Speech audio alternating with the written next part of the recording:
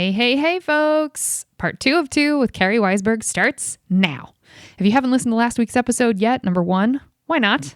Number 2, well, go back then and listen because our journey starts there and you're going to be lost if you missed it and didn't listen. And personal note, thank you all so much for listening. It's really lovely that you stick with us and we really appreciate it. We're coming up on a year of being in your ears and that just feels really good. All right, listen to Carrie be fun and funny for the second time starting now.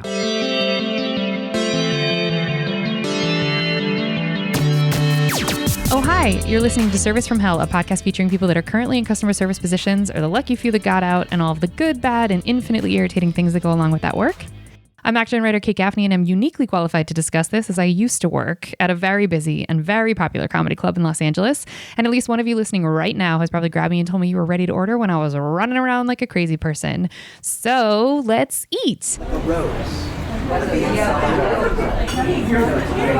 So there wasn't like a last straw moment where you were like, light this on fire? Yeah, there was. I don't know. I mean, I was taken advantage of in the fact that I gave them all of my time and energy and I didn't get any credit for any of it. And I'm a Leo, I'm a girl, I'm a very sensitive person. And just a little bit of an acknowledgement goes a long way for me where it's like, hey, thanks for thinking of this new show, or hey, good job, or we're really proud of you. Thanks, thanks would have been nice. And everyone in that theater was working so hard and like grinding so hard that there was but the last straw for me was a moment like that where it was like somebody took credit for something that I did, which was like a pretty cool thing that I did. And someone else was like, oh, thank you, in a meeting. And I was like, I quit. Did you? I didn't say it. No, I wish I had. But that was it in my brain. Like I was in that meeting and I was like, that's it. I'm going home and I'm going to write my letter. I'm going to do it. And I did. And so in that moment, did the person that took credit look over at you and like feel away or say something to you after like, hey, sorry, just did it in the moment, No, whatever? Sorry. Nope. No, sorry. Girl, how did you not say something in the moment? Because it was an abusive relationship at a certain point. Yeah. And I was so used to taking these hits and like, I wasn't going to take it anymore. I don't know what happened in that moment, but it was like, no, I woke up. And so that was the moment for me. It was nothing new. It was nothing out of the ordinary. It was nothing that hadn't happened before. It was just like, I had tasted this outside world and I wanted to be gone from this world. Well, and also, I mean, it is interesting because I had a similar experience with a job that I got out of that I was in for 8 years, that it was nothing, there wouldn't have been a moment that anybody in charge would have been able to be like, oh, we totally get what Kate loved. That was explosive. And it is, I do think that when you are in an abusive patterning with any sort of job, customer service or otherwise, even if you don't necessarily get a taste of something better, but it's kind of like similar to a romantic relationship, especially for women, at least in my own experience, is like, it takes us a real long time to be done. But when we are done, we're so done that shit's not only on fire, but the ashes are in this like lockbox tomb that no one has a key to.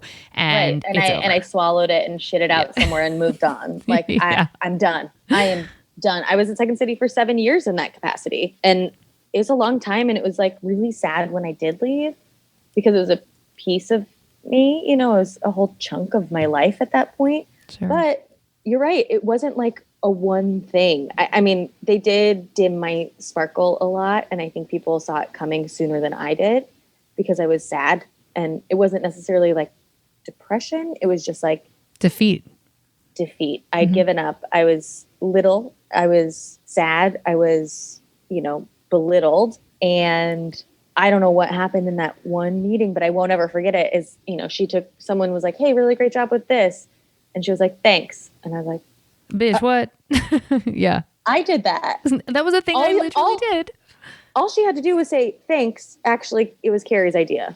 That's it. I still maybe would have been still be working there now. Yeah. Yeah. God. Probably not. But yeah, I get that. And especially because I think, and this has come up on the podcast too, when your heart is not necessarily in this space of, I want to be desperately doing the thing that is currently paying my bills, you can tolerate more nonsense. And I think you end up tolerating more nonsense because you're like, yeah, but this isn't my career anyway. So fuck it. I'm not I like, even though, you know, you are invested because you care about what you're doing, and like there is self-esteem around, you know, not just cashing paychecks. I get that. And that's true for me too. But I do think that your sort of threshold for bullshit is greater when you're not on set doing the thing that you desperately want to do. You're just like, well, this is a throwaway job anyway. Not that I'm not saying what you did at Second City was throwaway at all, but like, you're like, I'm not going to be working in an office of a theater for the remainder of my professional career. I'm not doing that. Right. And I think the worst thing is I saw at a certain point, and I don't know what point this was, but I saw that they would keep me forever. Sure. You know, because I was good. I was good at my job. I would respond to emails on my phone. I would fix things over the weekend. And if I'm going to do a job, I'm going to do it. So they would keep me there forever if they could. And, you know, for a supportive theater environment, that was another thing that was like gross to me at a certain point. I was like, don't you want me to fly? Yeah. Don't you want to have me be on these walls? Don't you want to be raising your people up and making sure they're successful too? And so I got mad at, you know, I got resentful a little bit. It was a little bit of everything, but that last moment was the straw. We have such similar stories. I totally identify with that. And what was the last straw that got you out of like any of the other customer service jobs? Because production, you know, producing is customer service. Was Second City the last customer service job that you had prior to fully producing, writing, and acting? Yeah. Okay, well, shit, then you just answered that question. Great. Yep. Have you ever told a customer to fuck off in your Ooh, come on, tell us. Yeah. Tell us. There was a crazy lady, and I can't remember her name, but I blocked her on all social media because like she was like a crazy older lady from Second City. I think she went to an open house. She wasn't like a regular student. She was like a stranger, and she was crazy. She would like call and scream. She was mad about something at an open house, which is, by the way, free all day. Free classes, free shows all day. And I think she maybe didn't get into a section because she wasn't there on time, whatever it was. She was like writing these crazy Yelp reviews and like posting all this stuff and tagging me and other people in the office. And she like kept calling and calling and calling. And I think eventually I was just like, hey, fuck off. Good like, for you. Fuck you. And did that work? Did she stop calling? Yeah. Huh, sometimes that's... I think she did stop calling. Well, then it was an effective, excellent use of that phrase. Good. Good for you. How many... I've also done it as a producer too. So. Ooh, can you tell that story? Yeah, I mean, there are plenty of times where like production is a very high stress environment, and you know, you only have so much time to get so many things done. And I get it. Everyone's overwhelmed, and we have schedules to keep that are very important. Otherwise, it gets super expensive. And there was the host of a show I did called Safe Word. I could tell you his name, or you could look it up, which would be very easy. His name was Terrence J.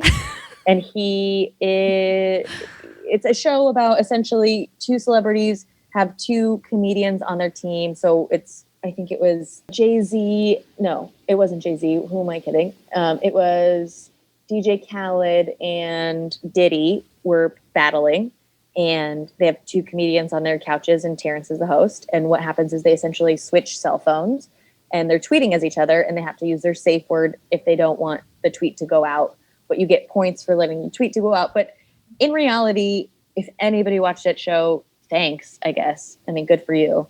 It was fine. They were real tweets. I was in charge of the phones, and sometimes when they wouldn't let me just like log in from our show phones, I would have their real phones with me. And it was part of like the contract, right? So like it was not a battle really for me. Their agents knew about it. Everybody knew about it.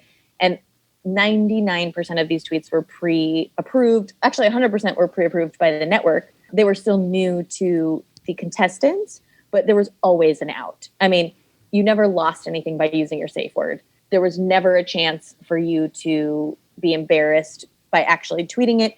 Everything got vetted. It was MTV and VH1, which are very protective of their celebrities.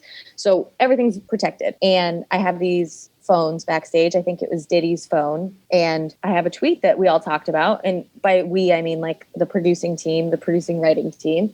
And Terrence is part of that team because he has to be on stage for it. And he's protective of the celebrities too because he thinks they're best friends. They're not. So I have Diddy's phone, and I'm tweeting something. I think it was something like at Rihanna, you know, like being a dick. But it's funny, you know, it's like some stupid joke. And you can see me live typing in the audience, and I'm backstage typing what I know is coming up. The worst part is that I couldn't just copy paste, even though I knew what it was going to be.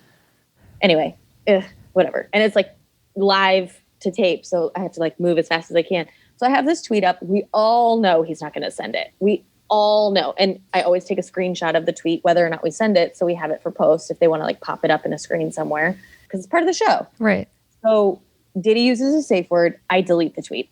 I don't even hesitate. I take a screenshot and I delete the whole tweet. I'm on his real Twitter. Like, I'm not going to fuck around with that. Right. So Terrence, for some reason, like reads that off of Diddy's face that he's mad. We're like stopped down for a reset, and he comes charging backstage to scream at a producer. And I'm the only one at our area. The rest of the producers are gone. They're, on stage or somewhere else. And he's screaming at me, Kate. And there's a big long table in between us. And if there wasn't a table, I think he would have hit me. Oh my God. Like a real genuine rage. And like, there's a friend of mine that is a dude stuck behind pipe and drape that's watching this. Terrence is mic'd. I'm holding down my PL. So like everyone in the producing group can hear it. Control room. Yeah. My bosses can all hear my side because they can all hear him. He's got his mic on. Sure. Audio's still recording. I know they're recording. And so he's screaming. I'm replying. I'm holding my button down. Although all these guys behind me that are my friends, but they can't get to me. That's like, a stage is full of shit everywhere. Sure. So he's screaming. It's like, you don't get to talk to me like this. I want you to turn around and talk to your manager. And his manager's like right behind him. And she's like trying to get his attention, but he's screaming at me because he thinks it's my fault. What is he? So specifically, what is he saying? Is he saying you shouldn't have deleted the tweet, or is he like, we shouldn't have even typed it up. We shouldn't have even put it as like, it shouldn't have even been a joke. First of all, it wasn't my fault. It was approved. The comedian said it on stage because it was approved. It's also the fucking show, you dumb fuck. This is the show. The best part was, so he comes at me and I was like, turn around. You don't get to talk. So I didn't say fuck off, but I was like, turn around. Good for you, Carrie. You don't get to talk to me like that. And so he turns around. His manager calms him down. Diddy also still mic'd and hot mic. And he was like, that was hilarious in my ears. I can hear him. But Terrence isn't on stage, so he doesn't hear it. Like, oh, not you getting yelled at. The tweet was hilarious. The tweet was hilarious. Like, he was never going to send it, but like, so he wasn't mad. Terrence read the situation wrong, freaked out for no reason. I mean, after that, MTV called me, because they were like, please don't sue us. Sue us, yeah. Because that's harassment at your job. You could have. Yeah. I mean, my company was talking to me and they're like, are you okay? And I was like, guys, I'm not going to sue anybody. It's fine. But I do want an apology from him. He wouldn't apologize. His manager took me out to dinner and was very sweet and kind. She was like, I'm so sorry. She saw the whole thing. And I was like, I appreciate that, but I want an apology from him. Yeah, didn't happen. Oh my God. What an embarrassing. I've never heard of him. Is he allegedly he was a host on E! For like some of their stuff. You might recognize his face, but he thinks he has all these hotshot famous friends and he knows them because he's interviewed them. Interviewing someone doesn't make you friends. I mean, like, that's right. He's not a good person. I mean, like, that was his true colors. Like, he would have hit me, Kate. I'm 100% sure. Jesus, Carrie. And also, I'm like, I'll fight you back. Same. But there's a table between us. So like, you hit me first. Go ahead. And I will win. Yeah. You're going to be real sad that you made that choice. Yeah. Oh, Carrie, I hate that for you. Okay, well, good. I'm glad you told you didn't. I mean, you handled that incredibly professionally, because I think I would have just. I freeze often in those situations. I probably wouldn't have even been able to find the words of "you don't get to speak to me like that." That's a hard. It was just like so irrational. Like, I've been yelled at for doing things wrong. Sure. But I knew I didn't do anything wrong. Sure. And I also knew it was like such a weird instinctive moment where like I also knew that he was mic'd because I can hear him in my ears and I'm looking at him. Sure. So like, as a producer, I have all these headsets on and I know where everybody is. They're just not with me. Sure. So I'm just holding down my mic because I have one on, but it's just not recording. So, and the audio guy even called me a couple weeks after that, was like, hey, I still have this audio if you need it. Good for that's a dope ass dude that's got your back though. Like, even though you're not going to use it for anything, like that's somebody legitimately having your back. What a piece of wow. Yeah. Okay. Well, that's a way to tell someone. I was like, no, I get rid of it. Yeah. You're like, I don't even want to think about it. How many bodily fluids have been on you whilst you've been on the clock? Anybody else's bodily fluids or your own? I know people react to this question and then they inevitably think of a story where someone like barfed on them or sweat on them or peed on them or like. I'm pretty sure like almost all the bodily fluids. Wait, really? Yeah. I don't mean from dogs. We're not talking about from dogs. I'm talking about from human beings. Yeah, I think most of them. Carrie, can you tell a story around any of them that you feel comfortable?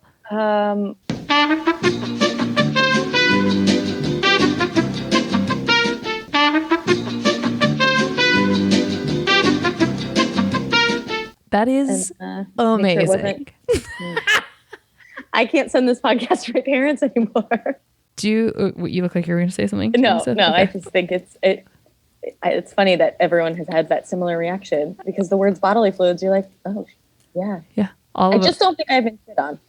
Yeah, well, you're the only person I've interviewed that's had poop on him was a doctor, and he was like disimpacting someone. So it's like, well, that doesn't. Yeah, of course. I mean, it counts, but you're the first person to say all of them, though. I'm pretty Yeah, I mean, impressed. my dog. I brought her to work once, and she shit on the carpet in the producing room. Doesn't count. That's your She's dog. also like potty trained. What was that, by the way? She's looking at her dog right now, interrogating her. She doesn't mean it, Millie. She loves you so much. She was like, I don't feel good. Okay, do you tip? What? Do you tip? Do I tip? Yeah. Of course. Okay, how much? Minimum 20%. Okay, what takes it over the edge for you, but beyond 20%? Up or down? Up. If it was really great, if it's somebody I know, if it was really great or somebody I know. Okay. Do you ever not tip? No, I have not tipped once. When? I can't remember, but that person I do remember was a full-blown asshole. Really? And I never not tip, and I was pissed. I wish I could remember, but I do remember writing 0. Oh no, awful. That's okay. Listen, everybody has that one time where they were like, no, this person was like disrespectful, called me outside of my name, whatever, like has that sort of story. So yeah, no, that's not, don't be embarrassed. It was something like that. And I must have blacked out because I probably felt overwhelming Jew guilt about not tipping. Jew guilt, that's the best. I don't get to say that, but that was great. Okay. And were you, I guess, is the only tipped position you could have sort of worked was when you were the hostess at Mao's, or have you had, because everything else wouldn't have been tipped, right? Yeah. A couple times at Second City for camps, like there was this one family that was very sweet, would send us like boxes of avocados because they had an avocado farm. Aww. Or like, sometimes people would give you a Christmas present. That's very sweet. Like a Starbucks card. But the only real position I had that was like a truly tipped position was a hostess. Okay. And even then it was like not. It wasn't normal to tip a hostess. Yeah, it's not, unfortunately. Have you ever been fired from a customer service job? Ooh, no. Okay, I figured you've never been fired. I just threw it in there because it's in there. Worst customer you've ever had to interact with? Oh, there was one that just sticks in my brain that at Mao, when I was a hostess, a little lady, it was my parents would come in like once a week because they thought it was so cool that I was working. And they're sweet little angels. They are sweet. They sat at a table, and Denver's a big city, but it's also, a community. So I sat this woman, and she was a bitch. Like she was just like an old lady bitch. And she was so mean to me. I don't even remember what she said, but she was like, complaining about the table and then complaining about the next table. And I kept moving her because I was like, I didn't want to deal with it. And I was just like, I'm over this. I'm over this. So my parents come in that night and they sit down, and she like gets up and goes to talk to them. And I'm like looking over, and I'm mortified by the fact that this bitch of a woman is talking to my mom and dad. Yeah. So I marched my little butt over there, and I was like, hi there. And she was like, I don't need your help anymore. Something like that. She snapped at me. My dad was like, oh, I don't know if you've met our daughter, Carrie. Oh. And she instantly changed. And I was like, yeah, bitch, you got to watch who you're mean to. I also have another really good story. What was the question? I want to make sure I'm worst customer. You are worst customer. Keep going. When I was an intern in the casting office, I would sign actors into their auditions. It was for Criminal Minds. And I would put the little clipboard in the lobby. And sometimes I would sit with it and actually sign them in. But I always walked them from the lobby to the trailer where we would tape the audition and run the camera usually. So that was my path, is I would check in people and then I would walk them in and then I would go behind the camera and run it. There was this one time that we had this session and the director kept giving the same note, and they just like couldn't find somebody. And usually they would read about 10, 12, 15 people per role, and they just couldn't find the right fit. And this one woman did it really well, but he always gave the same note. And I can't remember what it was, and I don't remember what the problem was. But as an actor, I was like, oh, that note is really helpful, and a lot of people would adjust. And this one woman adjusted, and it was beautiful. But it was just still like, it was great. But we had one girl left, and she was running really late, and she had called, and we knew she was going to be late. And the producers and the director and the casting director were all like, that's okay, we'll wait. Carrie, just go meet her at the gate, give her the note, and then, that way she's ready. And I was like, oh, great. So I'm waiting, and she's like, frazzled, as you can imagine, as an actor running late for an audition. It's the actual worst. The worst feeling. Yeah. And so I'm walking with her, and I was like, hi, I just have a note from the director. And I give her the note, and she's like, who even are you? I need to use the bathroom. And, she's just like mean. And I was like, the bathroom's over there. And, I repeated the note. I was like, he's been giving this to everyone. It's not about you. And she was just like frazzled and rude. And, I think she even said the words, who even are you? Verbatim. So I wait for her from the bathroom. I don't even go in there and tell them that she's gone to the bathroom. Just in their brains, she's not quite there yet. So I'm like, okay, are you ready? I give her the time to like settle down a little bit. And she's like, let's just do this. Okay. I'm ready. Okay. And so she's like, okay.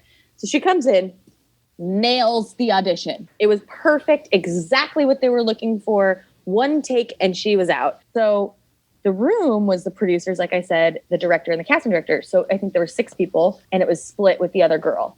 And the other girl... Please tell me this is going where I think it's going. So, please tell me this. The director looked at me. I don't know this guy. He doesn't know me. I was literally only an intern there for 2 months. So there wasn't an opportunity to really get to know me that well.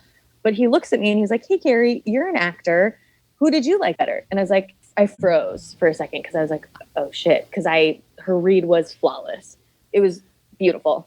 And I remember, but you also gave her the note ahead of time, so that could have been part of it too. And they knew that. So they were like, well, what did you think? Who did you like better? And I was like, do you want my real answer?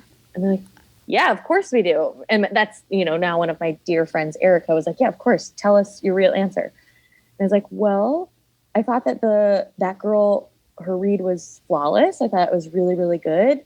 And I thought that the other girl was pretty good, but the one that her read was flawless, she was really rude to me when I gave her that note. And when I met her at the gate, she just kind of was rude to me. And the director was like, okay, I've heard enough. He takes her headshot, rips it in half. Oh, see, this is the kind of justice shit that makes my toes curl in the best way. Like, fuck yes. You don't get rewarded for being a bag of shit.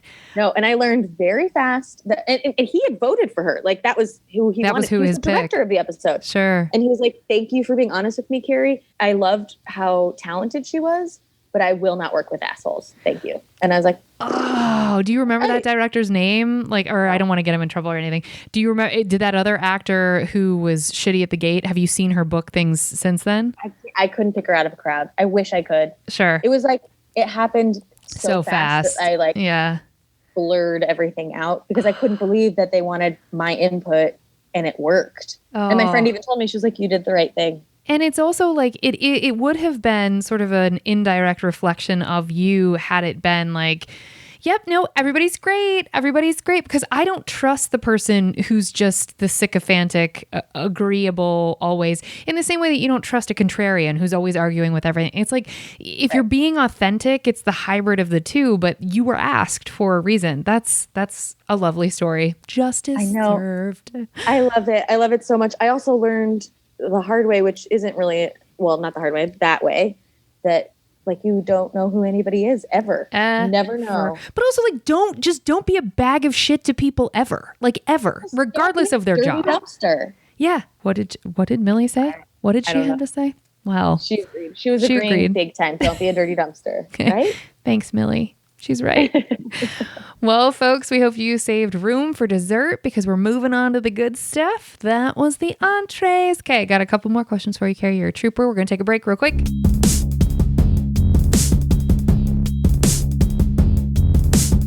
We're back.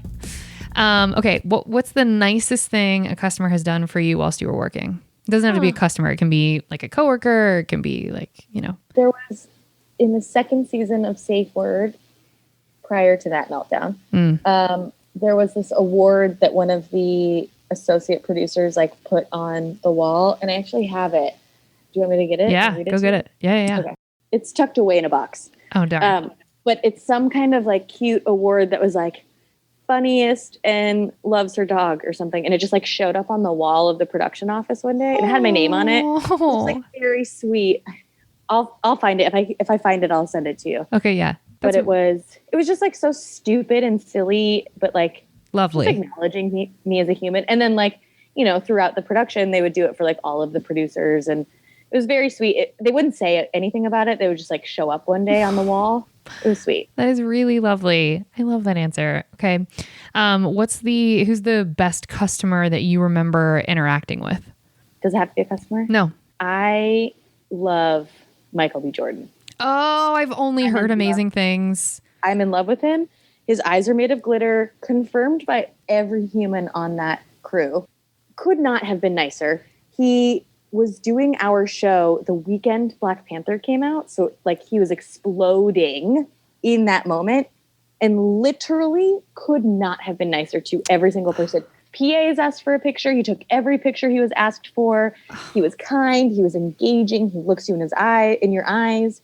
And his eyes are genuinely, Kate, made of glitter. Like I could not speak, and my job was to brief him and prepare him for the show. And I was like, he's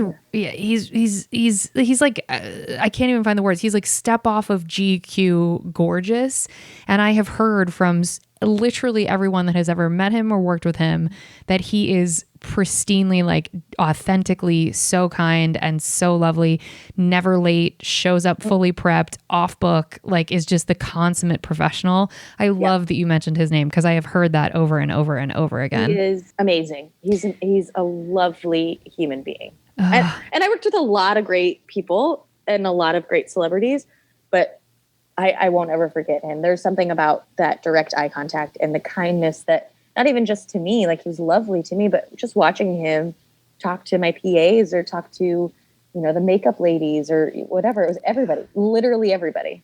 I'm so glad you mentioned his name, and yay, good. May he continue to have all of the success. What's the best lesson you've learned from having worked in customer service? I think it was the be nice to everybody. You don't know who anybody is. You don't know what they do. You don't know who they know. You know, I get treated a lot at first. I get looked at a lot at first as if I'm a PA. I read really young. Yeah, you do. And so I think a lot of people think that I'm a PA or some kind of assistant on sets when, you know, first day or two. And there's a difference between how certain people treat me and how most people, I think, have learned that lesson where it's like, you don't know who anyone is, be nice to everybody. But there's some people that haven't, and it's very clear who hasn't. And it's a bummer.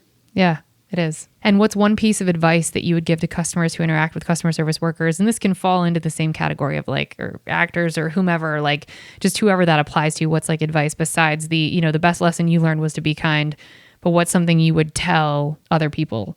I would say ask for what you want. I mean, as somebody within the entertainment industry, don't be afraid. I've met so many people that are afraid of being hyphenates. Like I said before, it's like, tell people that you're a writer and an actor. Tell people that you're a writer, actor, producer. Tell people that you're a producer, editor. You know, people don't know what you're good at until you tell them. No one's going to ask you that anymore. So ask for what you want. As far as like, if you meet somebody who does what you want to do, ask them, would you read my script? Can I pick your brain? You know, ask for it.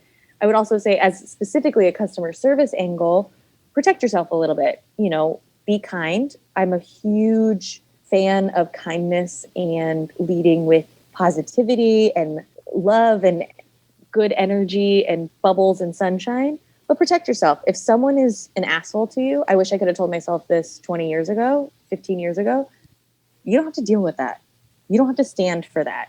And that goes in every aspect of this world, but especially customer service people get the shit end of the stick sometimes because it's okay to have a bad day. It's not okay to take it out on somebody, especially somebody you don't know. So as somebody who's formerly in the customer service world, I would say protect yourself a little bit. It doesn't mean you have to be an asshole about it, but it can be, you know what? I'm not going to have this conversation with you. And I think that's tricky. So I want to probe you a little bit on that on a set environment, because I have been in those positions a couple times and I stood up for myself once, and it didn't totally backfire because that person he was hair and makeup and he ended up being just like horrible to everyone. But what is the, I guess, how do you, would you say stand up for yourself in the context of read the room and maybe don't stand up for yourself in front of certain people, or maybe don't stand up to yourself in front of the like above the line people or whatever? Or do you mean stand up for yourself? I mean, read the room and take care of yourself.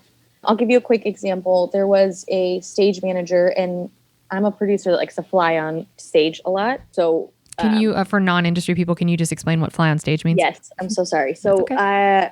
When we're shooting a take of something, the cameras are rolling, and then we cut the take, and I can hear it. You're wearing a bunch of different headsets. You can hear the director call cut.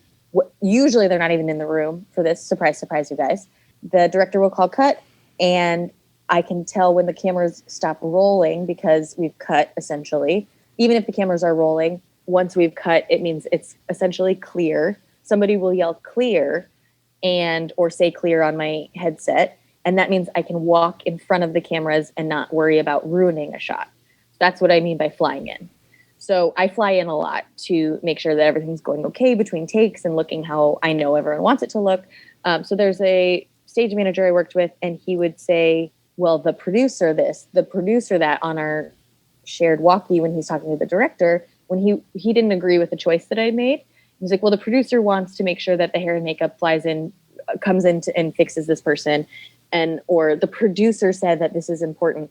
And I can hear the conversation back and forth. It's very passive aggressive. It's very much, it's a busy channel. By that, I mean, like, a lot of people can hear it. Probably about 100 people on the crew. Not a lot of people talk on it, but the producers talk on it, director talks on it, stage managers talk on it.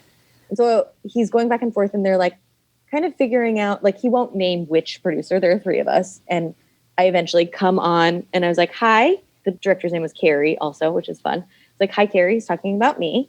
This was my choice. This came from our showrunner's choice, and I'm happy to scrap it. It's not a big deal to me. It's being made a big deal on right now. And if it's taking up time, you tell me. If it looks okay on camera, you're the boss. You know what I mean? I was like, if what you see looks good, then we cut it. We cut that, 5 minutes that I needed from hair and makeup to change this guy's look. And she was like, oh, no, it's fine. It looks okay. And I was like, okay, here was the intention of what I wanted. Does that read? And she's like, yeah, no problem. And then it was over. But this stage manager kept making it a thing. And I can hear it. And he knows I can hear it, but he's trying to like shove me down. And I wasn't going to stand for it. I didn't make a big scene of it. Nope. I made him, aware of his actions, because I said, hi, I'm the producer that he keeps talking about. It's me. If you have a question for me directly, you can ask me. I mean, I'm not an unreasonable person. I will make changes to make the whole crew better, but don't talk about me like I made the stupid choice and I'm wasting everyone's time. So I think read the room is my answer. Like, read the room, and if there is somebody, above the line that you feel comfortable talking to, I would bring it up. If it's not an in the moment situation, then fine. Maybe at a different time, it's like, hey, I didn't like the way that you talked to me in front of everybody, or I don't like the way that you treat me. Or it's as simple sometimes as removing yourself from interacting with that person. And I think that that's protecting yourself too, where it's like, if you're in a restaurant and there's an asshole customer, go to your other server friends or your manager and you're like, I don't want to do this anymore. Not quit, but you know what I mean? Like, this is not okay for me. And it's okay to do that. It's okay to ask for help. I think that that's a very overlooked, it's a great advice. It's just lovely. It's exactly, and no one in all of the people that I've interviewed, literally no one has said that, from either in front of the camera, behind the camera, any industry. And it's so fundamentally important. And I think, it's very easy as women, or I should say, speak for myself, as a woman, to feel like, well, I don't want to get labeled as this like hysterical, emotional, or whatever, or thinking, okay, well, I want to get hired again, so I want to be like this person on set, and I'm a guest in someone's home, essentially, by being, a co-star, a guest star, or whatever. So I want to tread lightly. But there's a finesse of being a doormat also doesn't get you respect. So I think that it's hard to remember that. And you have to protect your energy too, where it's like, I'm giving you what you need. I'm giving you a piece of myself as an actor, as a producer, as a hostess, as a, a clothing store employee. I'm giving you myself, and you don't get to talk to me like that. You don't get to, and if it is as simple as not engaging with that person, then so be it. And you can, like I said, you can ask for help. I think we're conditioned as a woman. I feel I was conditioned to like try and do it myself and fix. I mean, producing is literally fixing all of the problems, but at a certain point there are problems that are not mine to fix. And I don't want to, and that's okay. I think that as a society, we don't ask for help. I think men don't ask for help. I think women don't ask for help. I think we're told not to ask for help. I had no idea what I was doing as a producer. And I would just like try my best and either success or fail. It was like, take it or leave it. Eventually, I grew up a little bit in my mind and I was like, I don't know how to do this thing. I'm just going to ask somebody. It was literally a 5-second conversation, and it saved me hours of overthinking things or dealing with people that I didn't want to deal with. It's okay to just ask. That's it. What would you say to someone who, if they were, if they do that and they're scared of the repercussions, what would you say to talk them out of the fear of the repercussions? If somebody retaliates towards you for asking for help, then you don't want to be working with that person. I mean, that's lovely. It's not that simple, obviously, in the real world, but I think the bottom line is if someone does retaliate or is shitty about you asking a question or asking for help, that's not the kind of person you deserve to be working with. And this comes from a situation where I have been able to get jobs, right? So I'm not dense to the fact that I'm lucky that I work. I'm lucky that I've gotten jobs. I'm lucky that I can speak up for myself. But it took me a long time. And I honestly think I could have done it years before I started to. There will be more work. I think that's the trip, I think, for everyone in front of the camera, behind the camera, any facet of the industry. It's sort of traded and predicated on this idea of scarcity always, and there's never enough, and you'll never work, and it's so hard. And I find the people that book and continuously work are people that have the mentality that you do of like, no, I am deserving of respect because I'm a human being in my body. Like I just, and I'm not going to disrespect you. So let's all sort of work from this plane. But also, if you do disrespect me and I need to exit stage left, there will be more. Like this just wasn't the right fit, and that's okay because a disrespectful set attracts disrespectful people, so they can have their disrespect party and their sort of abusive, passive aggressive nonsense. They have at it. Do your thing. But that's not going to be the set that I would thrive on anyway, especially as an actor. Oh, you can't perform under those circumstances. No, it's disgusting and toxic and awful, and you can feel it. And even, there's always going to be somebody that's not great because statistics. Sure. But you can ultimately have an effect on them, and that's helpful. But exactly what you said, I think there is always more work. There's always another job. There's always in whatever industry. And I think as Americans, I would venture to say that we're like trapped in this mentality of work before life.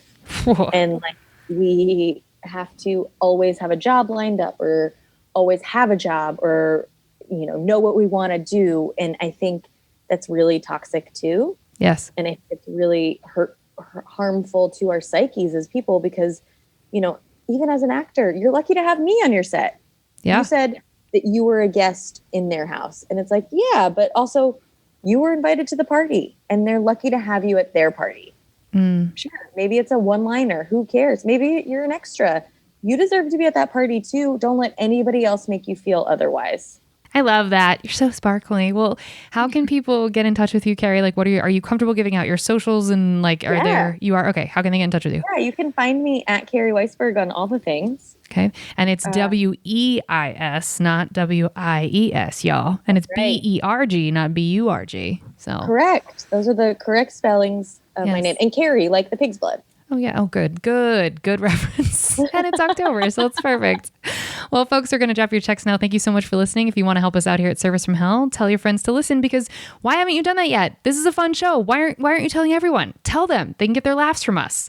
Also, it will help us reach more people that need to be schooled on the art of being kind, and will be catharsis for those of us still working in the industry. If you want to get in touch with us here directly at Service from Hell, you can send us your receipts at servicefromhellpodcast@gmail.com. We'd love to hear from you. And remember, if you can't afford to tip, you can't afford to go out. So don't be garbage and be good to people. It's easier that way. Thanks, Carrie. This was lovely. Thank you. This was so great. fun. Yeah, I'm so glad you were on.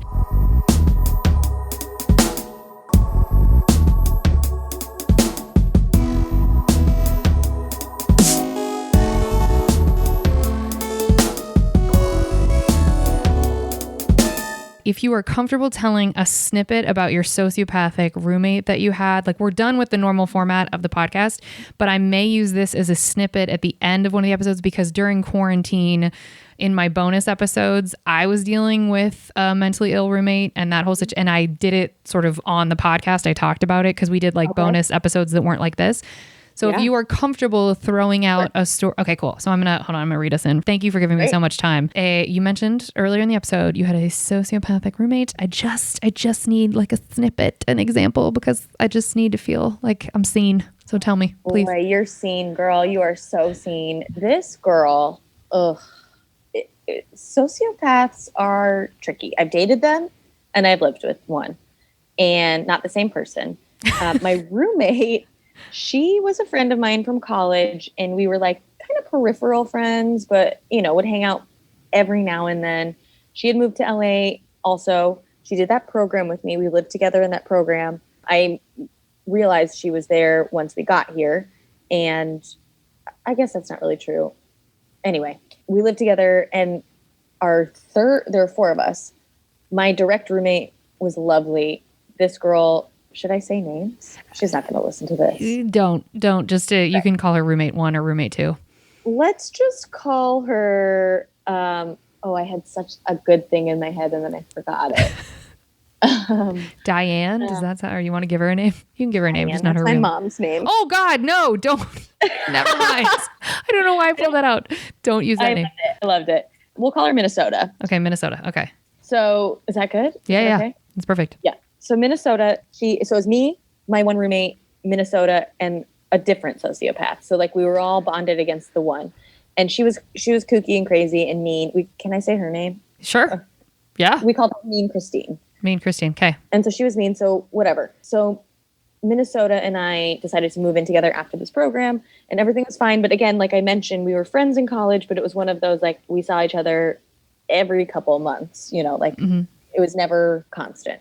So now we live together, and she gets a job in casting, and she won't find me. And she slowly stops talking to me. Like, I'm not working right away, and I'm depressed, and she just kind of like doesn't talk to me. And then she'll like send me really long emails from work, like about the dishwasher or something, like very passive aggressive emails from work about the cleanliness or whatever. Her boyfriend that summer stays with us for 3 or 4 months, and ruins my couch, by the way, because he sleeps on the couch, not in her room.